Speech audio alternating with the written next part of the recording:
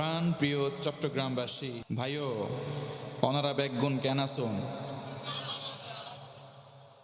বালানি মাশাআল্লাহ আমাদেরকে ভালো রেখেছেন কে?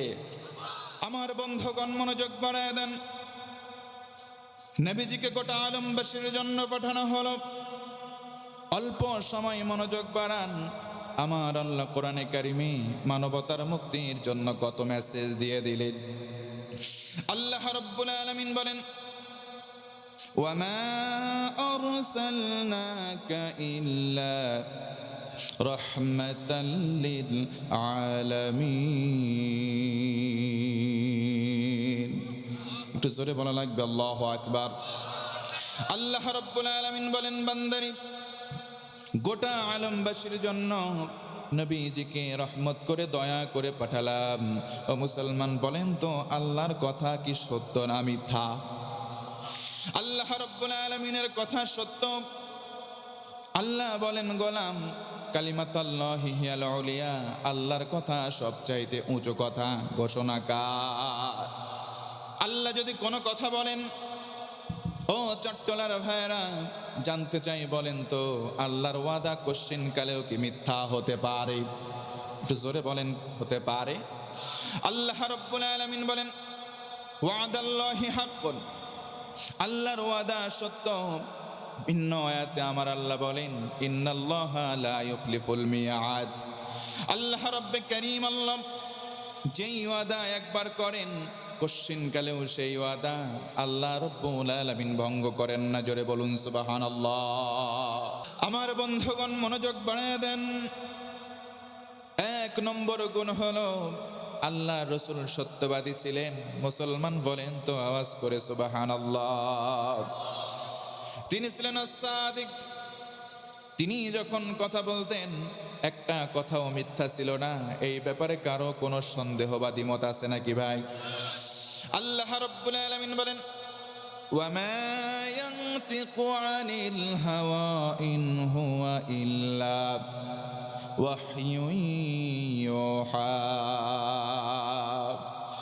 আমার নবীজি মন থেকে কোনো কথাই বলেন না। যেই কথাগুলো বলেন সরাসরি আল্লাহ রাব্বুল আলামিন তাকে ওহী করেন, এরপরে সেই কথাটা তিনি ব্যক্ত করেন। জোরে পড়ুন সুবহানাল্লাহ। আল্লাহ নবীজি সত্য কথা বলেন। নবীজি এই জন্য উম্মতদেরকে সাজেশন দেন, ও মুসলমান ভাইরা নবীজির সাজেশন যদি মান্য করি ইহকালীন কল্যাণ পরকালীন মুক্তি। এই জন্য বলবো ভাইরা, নবীজি আমার বলেন সত্য বলো, সত্য তোমাকে মুক্তি দান করবে। as-sidqu yunji ওয়াল কিযবু ইহলিক। মিথ্যা যদি বলো, মিথ্যাবাদীদের সঙ্গে যদি সম্পর্ক রাখো, মিথ্যা তোমাকে ধ্বংস করবে, বিন্দু পরিমাণ কোনো সন্দেহ নাই। কথা বলেন ঠিক কিনা? এই জন্য ভাইরা বলেন তো দেখি, নবীজি সত্য বলতেন। নবীজির পদাঙ্ক অনুসরণ করে আমরা সবাই সত্যবাদী হব না মিথ্যাবাদী হব? আমরা সবাই সত্যবাদী হতে চাই, সত্য কথা বলতে চাই। কেমন করে সত্যবাদী হব, কিভাবে আমরা সত্য কথা বলবো? একটা পদাঙ্ক থেকে শিক্ষা নেই। কার পদাঙ্ক থেকে শিক্ষা নেব? নবীজি হজ্জাতুল বিদায় হজে বললেন, কোরআন সুন্নাহ রেখে গেলাম, আঁকড়ে ধরো। সেখান থেকে যদি আঁকড়ে ধরতে পারো কোনো দিনের তরে পথ হারা হবে না। জোরে বলুন সুবহানাল্লাহ। আল্লাহ নবীজির জামানায় নবীজি কোরআন হাতে নিলেন, কোরআনের দাওয়াত মানুষের দ্বারে দ্বারে দেওয়া শুরু করলেন। কেউ কেউ ইসলাম কবুল করে না মুসলমান, আবার কেউ কেউ বিরুদ্ধাচরণ করে। কথা বলেন ঠিক কিনা? প্রারম্ভিক সময়ে আল্লাহ নবীর সাহাবী হযরতে আবু বকর সিদ্দিক রাদিয়াল্লাহু তাআলা আনহু নবীর হাতে হাত দিয়ে কালেমার সুধা পান করলেন। আওয়াজ করে বলেন আল্লাহু আকবার। নবীজির হাতে হাত দিলেন, কালেমার সুধা পান করে ইসলাম কবুল করে নিলেন। তিনি সে সময় ধনাঢ্য একজন ব্যবসায়ী ছিলেন। আল্লাহকে ভালোবাসলেন, রসুলকে ভালোবাসলেন। ও মুসলমান, কোরআনটাকে বুকে ধারণ করলেন, ইসলামের জন্য নিবেদিত হয়ে সমুদয় সম্পদ এক করলেন, আল্লাহ নবীর কদমে দান করে দিলে। সমুদয় সম্পদ দান করা শেষ, এবার প্রায় তিনি নিঃস্ব, চিন্তা করলেন বসে বসে খাবো না, আমি এবার দিন এনে দিন খাওয়া শুরু করব। আমি কায়িক পরিশ্রম করব, দিন মজুর হব। ও মুসলমান, দিন মজুর হওয়া সৌভাগ্যের বিষয়, কথা বলেন ঠিক কিনা? অনেকে অটো ড্রাইভারি করে মনটা খারাপ হয়ে থাকে, দিন এনে দিন খাই, তার মন খারাপ। আল্লাহর রাসূল বলেন মন খারাপ করার কোনো প্রয়োজন।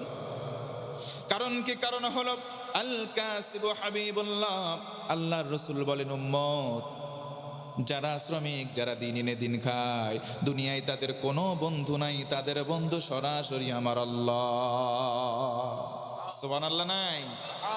আল্লাহ রাব্বুল আলামিন আবু বকরের কলিজায় মহব্বত ঢেলে দিলেন, ইসলামের জন্য সব দান করে তিনি এবার শ্রমিক হয়ে গেলেন। সকালবেলা বের হয় প্রত্যুষে, বিকেলবেলা ফেরেন। একদিন তিনি বাড়ি থেকে বের হলেন। আমার কথা বোঝা যাচ্ছে? কিছুক্ষণ চলবে? আমার ভাইয়েরা মনোযোগ বাড়ায় দেন।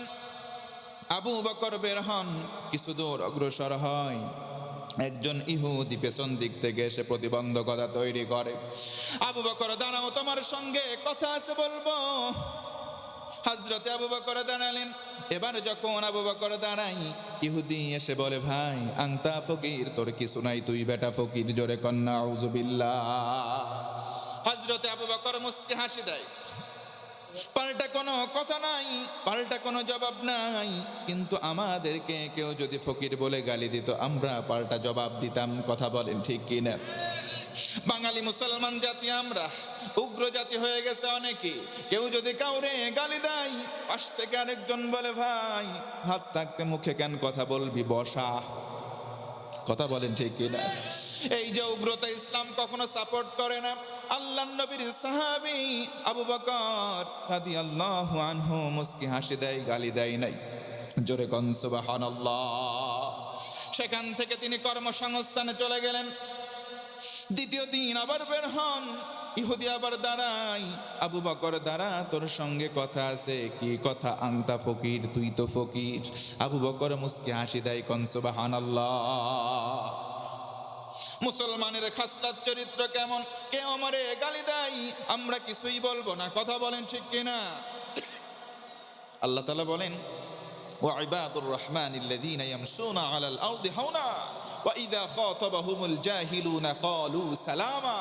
আরে আমি আল্লাহ রহমান নামের উসিলায় দয়া করব তখন যখন জমিনে আমার বান্দা নম্র হয়ে চলবে। কেউ গালি দিলে গালি দেবে না, তাকে দেবে সালাম। আমরাও কাউরে গালি দেব? হযরতে আবু বকর চলে যান। ইহুদি আবার এসে দাঁড়াই, আবু বকর শোনো, তুমি হলা ফকির। আবু বকর হাসি দেয়। আবু বকর শোনো, আজকে বললাম তোমার বাবাও ফকির। আবু বকর হাসে। ও মুসলমান, হিম্মত নিয়ে বলেন সুবহানাল্লাহ। আবার প্রতিবন্ধকতা তৈরি করা হলো। ও আবু বকর শোনো, তোমার 14 বংশের সবাই ফকির, তুমি যেমন ফকির, তোমার বাপ দাদা সবাই তোমরা ফকির। হযরতে আবু বকর মুস্কি হাসে। ও মুসলমান, একটু হিম্মত নিয়ে খুশি হয়ে বলা যাবে কি সুবহানাল্লাহ। হযরতে আবু বকর কিছু দূর অগ্রসর হয়ে গেলেন। ইহুদি আবার গিয়ে প্রতিবন্ধকতা তৈরি করে, ডেকে বলে, আবু বকর তুই যেমন ফকির, তোর বাপ দাদা 14 বংশের সবাই যেমন ফকির রে আবু বকর। আজকের দিনে একটা চরম কথা বলতে চাই, কি বলবা বলো? আবু বকর শোন, তুই যেমন ফকির, তোর বাপ দাদা 14 বংশের সবাই যেমন ফকির। আজকের দিনে বললাম, তোরা যেই আল্লাহর ইবাদত করিস, সেই আল্লাহ তোদের মতো ফকির। নাউজুবিল্লাহ বলবেন না? হযরতে আবু বকরের আর হাসি নেই, চোখটা রক্তিম হয়, ধর ধর করে পানি। আহারে, যেই আল্লাহর জন্য নিজের জীবন যৌবন সব কিছু সঁপে দিলাম, সেই আল্লাহরে গালি দেয়। বাম হাত উঁচু করেছে, কলারটা চেপে ধরেছে। ডান হাত উঁচু করে একটা চপেটাঘাত, এমন একটা চর, জায়গার মধ্যে ইহুদি অজ্ঞান হয়ে পড়ে গেছে। আল্লাহু আকবার। মুসলমান সহজে কাউকে কিছু বলে না, মুসলমান কাউকে ধরে না। একবার যদি ধরে, ভাই আব্বা বলে ডাক দিবাই, টাইমটুকু তুমি পাবা না। হযরতে আবু বকর, তোমার যেই কালে চর মেরেছে, তুমি একটা চর মারো। হযরত আবু বকর দাঁড়ালেন মস্তক অবনত চিত্তে, আমার রব আল্লাহকে ডেকে ডেকে বললেন, আল্লাহ, আমি তো দুনিয়ায় সাময়িক অপমানিত হচ্ছি, তোমার কাছে বিচার দিলাম, দুনিয়ার জমিনে আমি কোনো বিচার পেলাম না, ও আল্লাহ তোমার কাছে বিচার রইল, সঠিক বিচার তোমার কাছে কামনা করি। চিৎকার করে কোন সুবহানাল্লাহ। আল্লাহর নবীজি সেই জায়গায় দাঁড়ানো, বিচারের রায় দিলেন। আবু বকর দাঁড়ানো, ও মুসলমান আমার দিকে মনোযোগ বাড়ান, কোনো অপরাধ করে নাই, এরপরেও শাস্তি দেওয়া হলো। বাংলার জমিনে নিরপরাধ এমন মানুষ অসংখ্য আছে যাদের বিরুদ্ধে অত্যাচার করার পরেও তারা কোনো অপরাধ করে নাই, তারপরেও নিরপরাধ হয়, এরপরেও তার বিরুদ্ধে ফাঁসির রায় যায়। কথা বলেন ঠিক কিনা? হযরত আবু বকর দাঁড়ানো, মামলার রায় দেওয়া হয়, কিন্তু আমার আল্লাহ চুপ করে আরশে আজিমে বসে নাই। আল্লাহ রব্বুল আলামিন ডেকে ডেকে জিবরিলকে বললেন, জিবরিল তাড়াতাড়ি চলে যাও, আমার হাবিবের কাছে গিয়ে সূরা আলে ইমরান 181 নম্বর আয়াতে কারিমা নাজিল করে দাও। আয়াত যখন নাজিল হয়, নবীজি বলেন, ইহুদি ভাই জায়গায় দাঁড়িয়ে যাও, আবু বকরের দিকে এক কদম তুমি অগ্রসর হওয়ার কোনো অধিকার রাখো না। চিৎকার করে বলেন সুবহানাল্লাহ। জায়গায় তুমি দাঁড়িয়ে যাও। কারণ কি? কারণ হলো আমার আল্লাহ আরশে আজিমে চুপ করে বসে নাই, দুনিয়ার জমিনে আবু বকরের কোনো সাক্ষ্য নাই, আমার আল্লাহ আরশে আজিম থেকে সরাসরি আবু বকরের পক্ষে নিজেই সাক্ষী দিয়ে দেয়। তাহলে ভাইরা বলেন, আল্লাহ রসুলের 3টা গুণাবলীর ফার্স্ট ক্যারেক্টার, সেটা হচ্ছে সত্যবাদিতা। প্রথমটা কি বলেন? আল্লাহ রসুল সাল্লাল্লাহু আলাইহি ওয়াসাল্লাম 1 নম্বর গুণে গুণান্বিত ছিলেন আজকের আলোচনার মধ্যে, তিনি সত্য কথা বলেছেন। কি কথা বলেছেন? সবাই বলেন। 2 নম্বর, তিনি ছিলেন বিনয়ী, তিনি ছিলেন রহমতের, তিনি ছিলেন দয়ার, তার ভিতরে ছিল করুণা, তার মধ্যে ছিল দয়া, অনুকম্পা। একবার বলেন না সুবহানাল্লাহ। তিনি এত দয়া পরবশত ছিলেন, মানুষকে এত ভালোবেসেছেন, মানবতার জন্য তিনি ছিলেন একদম উন্মুক্ত। একবার বলা যাবে না আল্লাহু আকবার? তিনি এতিমের জন্য যেমন দয়ার ছিলেন,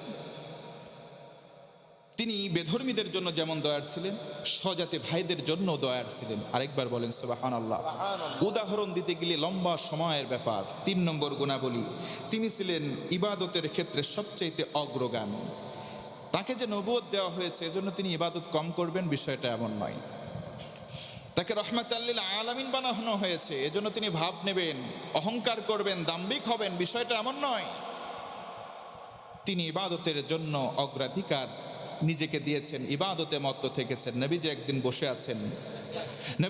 বসে আছেন, সাহাবীরাও বসা। একজন সাহাবী আস্তে করে এসে নবীর কদমে বসলেন, আদবের সঙ্গে বললেন, মাতাসসাআতু ইয়া রাসূলুল্লাহ, নবীজি কিয়ামতটা কবে হবে? নবীজি পাল্টা প্রশ্ন করলেন, মা ইস্তাদাত লাহা, সাহাবী বলো তো কিয়ামতের জন্য তোমার প্রস্তুতি কেমন? সাহাবী বললেন, তেমন কোনো প্রস্তুতি নাই, লা কাসীরিম মিনাস সালাত, নামাজ নাই, ওয়ালা মিন সাওমিন, রোজাও নাই, ওয়ালা মিন সাদাকাতিন, তেমন কোনো দান নাই, ওয়ালাকিন্নী উহিব্বুল্লাহা ওয়া রাসূলাহু, আমি আমার কলিজার চাইতে বেশি আল্লাহ এবং রসুলকে মহাব্বত করি। জোরে বলুন সুবহানাল্লাহ। নবীজি বললেন, আর কোনো টেনশন নাই, কোনো ভয় নাই, দুনিয়াতে যার সাথে যার মহাব্বত তার সাথেই তার কিয়ামত। ভিন্ন হাদিসে নবীজি বলেন, মান আহাব্বা সুন্নতি ফাকাদ আহাব্বানি ওয়া মান আহাব্বানি কানা মাই ফিল জান্নাহ, মান আহাব্বা সুন্নতি ফাকাদ আহাব্বানি, যে ব্যক্তি আমার সুন্নাতকে ভালোবাসলো সে আমাকে ভালোবাসলো, যে আমাকে ভালোবাসলো আমি রসুল আর সেই ব্যক্তি পাশাপাশি 2টা আঙ্গুলের মতো জান্নাতে অবস্থান করব। জোরে বলুন সুবহানাল্লাহ। এজন্য নবীকে ভালোবাসার দরকার আছে না নাই?